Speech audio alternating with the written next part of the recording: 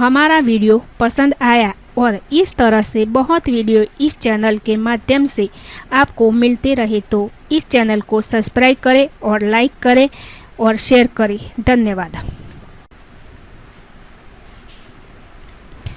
Hello दोस्तों, आज हम करेंगे 10वीं के बाद करियर के विकल्प के 10वीं के बाद किस तरह का कोर्स कर सकते हैं और क्या क्या स्कोप है 10वीं के बाद, जिससे एक बेहतर भविष्य बना जा सके।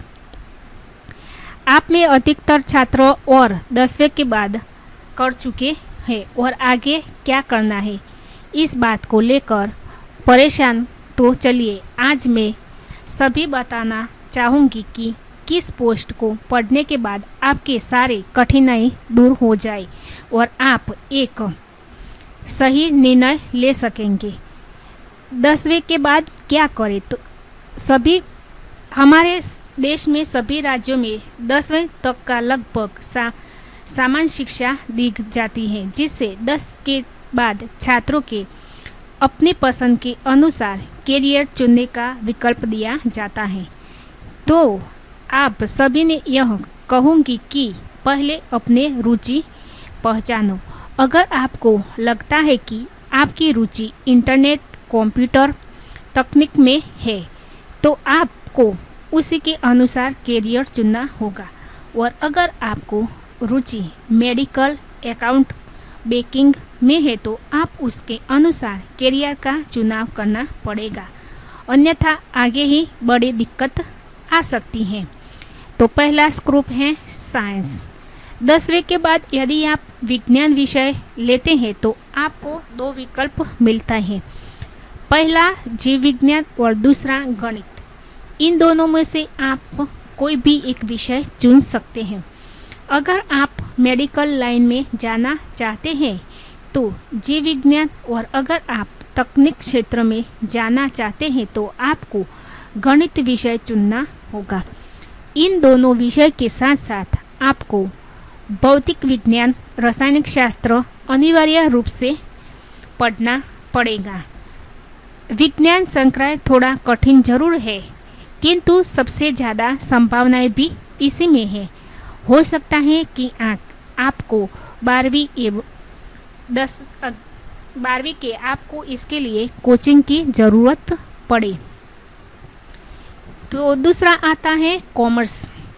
अगर आप 10वीं के बाद अपना कैरियर लेखाबंदी या बैंकिंग क्षेत्रों में बनना चाहते हैं तो कॉमर्स संकाय आपके लिए ही। कॉमर्स लेकर आप लेखाबंदी, अर्थशास्त्र जैसे विषय पढ़ते हैं, जिससे आगे बहुत संभावनाएं हैं। अगर आप चाहें तो 11-12वीं commerce computer application tax honours के साथ भी कर सकते हैं, जिससे आपको 12वीं के बाद BBA, BCA और फिर MBA जैसे प्रोफेशनल कोर्स भी करने में कोई दिक्कत नहीं आती। और आता है आर्ट्स। 10वीं के आर्ट्स में भी एक अच्छा विषय है। आर्ट्स लेने पर आपको इतिहास, भूगोल, अर्थशास्त्र, राजनीति विज्ञान जैसे दमदार विषय को पढ़ने का मौका मिलता है। अगर आप प्रशासनिक सेवाओं में जाना चाहते हैं तो आर्ट्स के लिए बिल्कुल सही साबित हो सकता है। कुछ लोगों में यह गलत धारणा है कि 12वीं के आर्ट्स या BBA करने वाले कोई पहचान नहीं होती, किंतु ऐसा नहीं है। आप आर्ट्स लेकर बहुत ही अच्छी नौकरी पा सकते हैं और अर्थशास्त्र, राजनीतिक क्षेत्र जैसे कैरियर बना सकते हैं।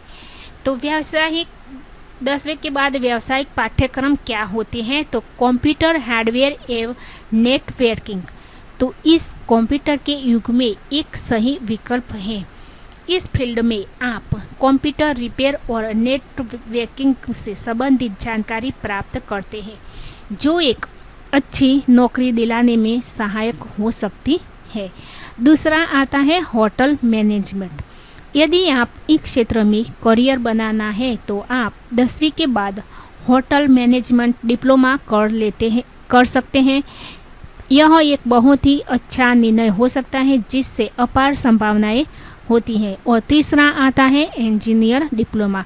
कई सारे संस्थान एवं पॉलिटेक्निक कॉलेज 10वीं के बाद इंजीनियर डिप्लोमा करवाते हैं। इनके करने के बाद आप डायरेक्ट बीए में प्रवेश मिल सकता है या आप इस क्षेत्र में नौकरी भी कर सकते हैं। चौथा आता है स्टेनोग्राफी एवं टाइपिंग।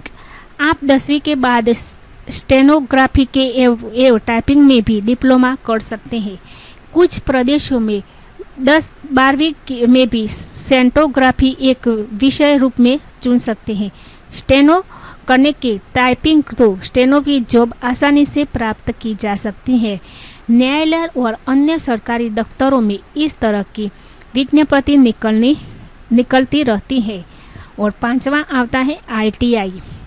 ITI अगर आप 10वीं के बाद कोई ऐसा कोर्स करना चाहते हैं जिससे आपको जल्द ही और अच्छी जॉब मिल जाए तो आप ITI कर सकते हैं। और ITI आप बहुत से विषयों से कर सकते हैं जैसे electronician, welder, fitter, carpenter, mechanical, steno, computer आदि वगैरह। तो 10वीं जी हाँ, आप यदि 10वीं के बाद सीधे नौकरी करना चाहते हैं तो आपके लिए भारतीय सेना, पुलिस, वन विभाग, रेलवे जैसे कई सरकारी विभाग है जो आपको 10वीं के बाद इन काम का मौका देते हैं। हमारा वीडियो पसंद आया और इस तरह से बहुत वीडियो इस चैनल के माध्यम से आपको मिलते रहे तो इस चैनल को सब्सक्राइब करें और लाइक करें और शेयर करें। धन्यवाद।